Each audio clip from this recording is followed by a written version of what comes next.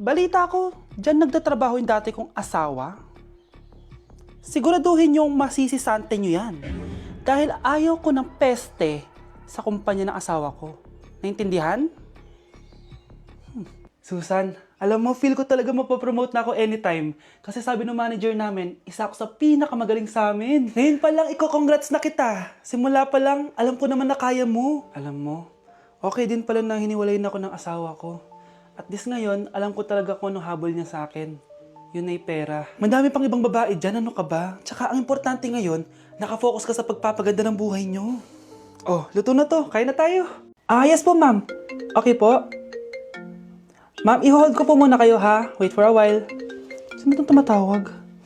Sir Ramon, may bad news po ako sa'yo. Ayaw ka po ng boss namin. Ano? Kaya tatanggalin ka sa trabaho. Anong tanggal na ako sa trabaho, ha? Utos lang po sa amin. Hindi pwede yun. Sorry sir, humanap ka na lang po na ibang trabaho. Bakit puro na lang kamalasan dumadating sa buhay ko? Ay. Si Michael ba yun? Michael! Scarlett? Bakit pinauna mo ako umuwi kahapon? Eh, di ba palagi tayo sabay umuwi? May ginawa ako. Tsaka baka magselos yung nagbigay ng bulaklak sa'yo. Para ka namang ano dyan? Tsaka alam mo, na-realize ko, hindi ko na pala siya crush. Tara na nga, manood na lang tayo ng movie sa bahay, yung horror. Sige na nga. Michael? Ma? Ano ginagawa mo dito, ha? Get in the car, uuwi na tayo. Di ba sabi ko sa'yo, nababoard ako sa bahay, kaya umalis ako? Michael, siya yung nanay mo. Kilala mo nanay ko? At sino naman tong babaeng kasama mo, ha?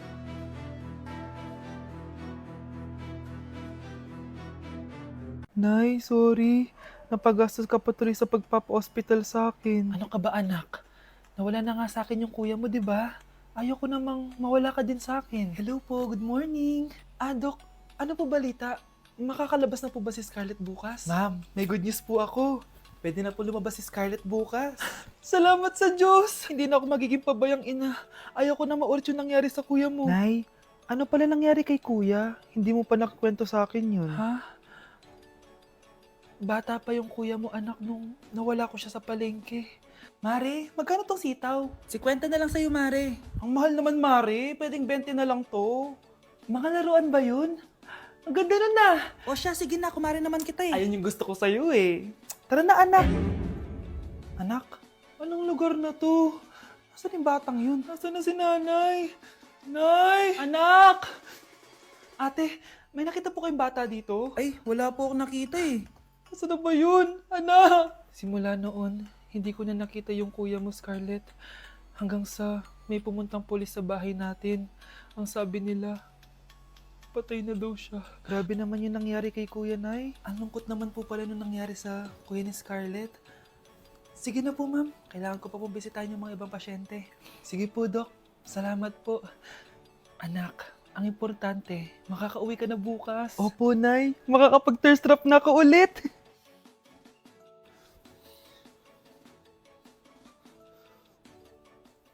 Anak, tara na, uwi na tayo. Nay, may pinapabigay pala si Doc sa'yo. Oh, ano naman kaya to?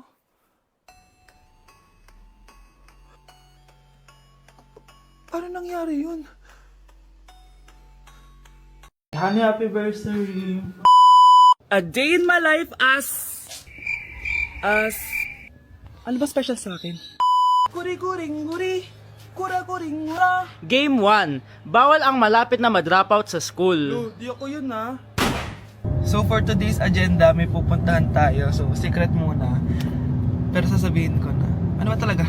Bala ko kasi mag-business. Wow, business! OA. So hindi ko muna sasabihin kung anong business yon. Mind your own business muna. So guys, dahil anniversary na namin ni Honey Bunch bukas, bibilang ko siya ng flower and cake. So nandito na tayo sa flower shop ngayon. Yan na guys, so nakabili na tayo. So pinili ko pink roses and ganito yung design niya. 12 pieces to guys kasi in each month, mahal ko siya. So 12 months, gets nyo ba? Wala. Happy anniversary Honey Bunch. I love you so much. Sana magkaanak na tayo. So bibili ako ng cake para kay Honey Bunch. 2 cake yung binili ko. Tapos ito yung papadedicate ko. Ate, pwede ba to? Guys, yung mukha ni ate parang gusto niya sabihin sa akin na Sana sinend mo na lang yan sa messenger. Seryoso ako. Gusto ko talagang pa-dedicate yan sa cake. Sa mga nagtatanong kung kapatid ko ba to, hindi ko po yan kapatid. O sige na, mag-promote ka na. Shoutout po sa O, akin. diba? May bayad yung promotion dito. Kala mo libre lang yon. Sige na, ipapromote na kita. Ilalagay ko na lang sa bicep mo yung TikTok mo. Ayan. So guys, nandito na tayo sa labas ng bahay. Bigay na natin to kay Honey. Happy anniversary! May cake ka. Honey, happy anniversary! So, anong wish mo para sa ating dalawa? So, yun lang naman. Sige na. Wow, Edward! Ang ganda naman ng bahay mo. Simula ngayon, Scarlett. Dito ka natitira, ha? Masanay ka na. Matanong ko lang, bakit pala gusto mo akong panagutan? Eh, di ba, iniwan mo na ako? Scarlett, hindi naman talaga kita iniwan. Alam mong, kinailangan ko lang sumama ng matagal sa ibang bansa. Kasama yung mga magulang ko. Ang importante, nandito na ako, Scarlett. Bubuo na tayo ng pamilya. Ang sarap naman pakinggan nun. Oh, Scarlett, bakit? Ang sakit ng tiyan ko! Ha? Teka lang, tatawag ako ng nurse, ha? Diyan ka lang. Edward. Buti na lang dumating ka, tita. Ako, Edward, salamat sa pera, ha? Makakasiguro kang kay Scarlett Lato mapupunta. Bakit nandito yung babaeng yan, ha? Paalisin niyo yan! Ha? Anong nangyayari? Scarlett? Anak, di mo ba kilala? Nanay mo ko. Hayaan mo, baka dala lang ng pagbubuntis niya. Tawag lang po ako ng nurse, ha? Scarlett, dyan ka lang, ha? Edward, wag mo akong iwan, please! Wag mo akong iwan dito sa babaeng to! Akala mo ba makakatakas ka sa akin? Binigyan ako ng malaking pera ni Edward, oh. Nakuha ko ng gusto ko. Ngayon, pwede ka na mawala. Nay, wag po, please. Scarlett, pigilan niyo babae niyan! Brianna? Tita, anong ginagawa niyo kay Scarlett, ha? Wala. Ina-adjust ko lang yung unan niya. Napakasama mo, tita. Sariling anak mo, papatayin mo? May ipapakulong ako dito. Ano? Kulong? Edward, nakatakas siya. Scarlett, hayaan mo na siya. Hindi ka na niya pwedeng saktan, ha? Paano yung pera? Buti na nakatakas ako. At least may cheque naman ako. Nasaan na yun? Nasaan na yung cheque? Ito, oh. Naiwan niya. Thank you, Edward. Masaya ako para sa inyo, ate. Scarlett, Brianna, hanggat nandito ako, poprotektahan ko kayong dalawa. Nay, maniligaw ko nga pala. Hi tita, ako nga pala si Enzo, ang soon-to-be jowa ni Scarlett. Enzo? Anak, di ba yan yung anak ng mayor? Opo, Nay. Galing mo talaga pumili, anak. Mukhang magkakapera ako A few moments later. O sige, pumapayag na ako na maging jowa mo tong anak ko. Yes! Pangako tita, hindi ko papaiyakin si Scarlett. Pwede mo na akong i-kiss.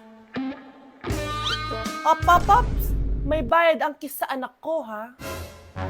Nay, ano na naman yan? Aba syempre, ang mahal ng diaper at gatas mo ng bata, tapos libre lang. ano naman? Tita, magkano po ba? Magkano? Eto price list. Holding hands, 200 pesos. Hug, 300 pesos. Kiss sa kamay, 500 pesos. Kiss sa noo, 700 pesos. Kiss sa lips, 1,000 pesos. At kung makikipag-date kayo sa isa't isa, 3,000 pesos at dapat sagot mo yung bill ha. 3 hours lang yun. Kung mag-extend ka, pwede naman magbayad ng additional. At bawal tumawad. Pili ka na lang. Nay, ang mahal naman. Diyos ko. Ano naman, business is business. Kailangan ko ma-ROI mga nagastos ko sa'yo. Ito po tita, cheque. Unlimited kiss na yan na. Cheque? Kahit gumawa pa kayo ng 10 anak. 1 million ba to? Ano to? Idedemanda mo ko? Ano ba ginawa ko sa'yo? Oo, ipapademanda kita. Gagawin mo pa akong business mo Wala ka namang business permit. Tsaka ang mahal naman ng mga presyo mo. Di naman gano'ng kaganda tong anak mo. Teka lang. Joke lang yun eh. Mahilig talaga ako mag-ganon. Isusumbong ko kayo sa tatay ko, Mayor. See you sa kulungan. Kukulong na naman ako. Wow! Gising na siya. Ang pala mo nandito sa bahay. Nay, wag ngayon please. Alam mo, bilib din ako sa'yo eh. Wala na nga tayong makain, nagpabuntis ka pa. Buti pa yung anak ni Rosa, pag-aaral ay natupag. Nakakawalang gana. Yan, umalis ka. Diyan ka magaling. Kasalanan mo to. Sinira mo yung future ko. Ate, please, tigilan mo yan. Walang kasalanan yung bata. Hindi! Dahil dito, galit sa akin si nanay. Kaya dapat mawala na to. Ate, wag. Ate. Anak, kain ka na. Nay, Sorry anak ha sa mga sinabi ko. Hayaan mo, babawi ako sa'yo ha. thank you, Nay. Nay, sumasakit yan ko. Nay. Oo, yung pinag-usapan natin ha. Hihintayin ko ng mga anak tong babaeng to. Pag nabigay ko na yung bata, ibigay mo na agad yung pera sa akin ha. Balak ibenta ni nanay yung anak ko. O anak, okay ka lang? Walang iya ka, Nay! Ang sama mo! Akala ko, totoong nagbago ka na. Pera pa rin pala yung nasa utak mo. Abay, bakit? Wala ka nang pakinabang dito. At least yung anak mo, mapapakinabangan ko. Wala ka namang papakain dyan eh. Napakasama mo! Lalayas na ako sa impyernong to! Sige, lumayas ka. Sino tinakot mo? Tignan natin kung saan ka pupulutin. Hello, Bes. Hello, Bes. Kilala mo ba si Edward? Oo, Bes. Siya yung ama ng dinadala ko. Mayaman pala sila, Bes. Gusto kanyang makita kasi gusto niyang panagutan yung baby mo. Talaga? Oo, Bes. Ito na yun, Bes. Bes, hindi mo na kailangan magtiis na nanay mo. Hindi pwedeng anak ko lang ang makikinabang sa yaman ng lalaking yun. Dapat ako din. Trigger warning, kung takot kayo sa tahi, huwag niyong papanoorin to. So may nag-comment, bago ko sagutin yan, gusto ko lang sabihin na Happy New Year everyone! Tapos na yung 2024. So, answering the question, ano po yung nasa labi niyo? Tinahi po yung labi ko. Ang ginawa pong surgery sa akin is lip reduction surgery. So, pang 5 araw na to guys, and as you can see, hindi ko na ilalapit kasi baka matakot talaga kayo. Bakit ako nagpa-lip reduction surgery? First of all, siguro lahat naman tayo may insecurity. And kung di nyo napapansin, malaki talaga naturally yung labi ko. Mas malaki yung sa taas compare sa baba. So, hindi siya proportion. Actually, dapat hindi ko na siya itutuloy. Pero may isang bagay kung bakit ko siya tinuloy. And yung number 2 reason ko is palagi ko siyang nakakagat whenever na kumakain ako. So, dahil nga malaki yung labi ko, marami laman sa loob. So, kapag ngumunguya ako, nakakain ko siya. Ang tendency, hindi nawawala yung singaw ko. And lumalaki yung singaw ko kasi palagi ko siyang nakakagat. Imagine, hindi lang isa, hindi lang dalawa ko siya beses nakakagat, kundi siguro mga 5. Ganun kalala. So, dugong-dugo talaga. Kaya tinuloy ko na rin siya para finally mabawasan na yung laman niya sa loob at sana hindi ko na siya makagat in the future. Pero syempre, para mas maging confident na rin ako sa mga pictures. Kung nagtataka kayo kung bakit after Pasko or December 26 ako nagpa-surgery, is yun yung earliest na appointment na pwede yung doctor ko. And yun na yung ginrab ko since kailangan kong gumaling before ako bumalik sa school. Kasi di naman ako pwedeng bumalik sa school na nang ganito yung sitwasyon ng bibig ko. Paano ako magre-report, diba? Ito na ata yung sinasabi nilang New Year, New Me. So yun lang naman guys. Again, Happy New Year. Wishing you all the best in 2025. Babalik na ako sa content ko. Promise, pag gumaling na talaga to. Bye-bye. Ano ba naman yan? Bahay ba to? Junk shop? Ang kalat! Hoy, ikaw! Maginis ka nga! Huwag ka puro cellphone dyan! Sige po, Nay. Ay, natapos din. Nay, tapos na po ako! Oh, hindi ka pa tapos? Nakikita mo to? Hugasan mo mga plato dito. Meron na naman. Sige po, Nay. Oh, pagkatapos mo dyan, magpunas ka ha. Nay, sandali lang. Ang dami niyong utos. Nagreklamo ka. Gusto mo kunin ko cellphone mo? Sabi ko nga na, maglilinis na ako. Oh, pagkatapos mo dyan, ilabas mo yung mga basura doon. Bilisan mo, marami pa akong utos sa'yo. Meron na naman. Titigil ka din sa kakautos mo, Nay. A few moments later. Yan, nakiga ka na naman. Tumayo ka nga, may utos ako sa'yo. Nay, masama po yung pagkaramdam ko. May sakit ka? O sige, ako na lang maglilinis. Magpahinga ka dyan ha. Sige po, Nay. Yes, gumana din yung plano ko. Makakapaglaro na ako.